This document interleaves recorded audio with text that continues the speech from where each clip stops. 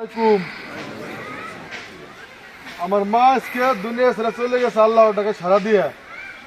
আমার মা যদি কারো মনে কোনো কষ্ট দিয়ে থাকে আল্লাহর কাছে তারা মাফ করে দিয়েন। আমার মার কাছে যদি কোনো পাওনা দেনা থাকে আপনাদের কারো, আমরা বাইরে বাইসে আছি, আল্লাহ তাআলা বাঁচায় রাখছে, আমাদেরকে বলবেন, ইনশাল্লাহ আপনাকে পাওনা দেনা আমরা পরিশোধ করে দেব। আর আমার মা যদি কারো কাছে কোনো টাকা পয়সা পায়, আপনারা যদি মনে চায় দিয়েন, না চায় না দিয়েন, সমস্যা নাই, আপনারা আমার মারে মাফ করে দিয়েন।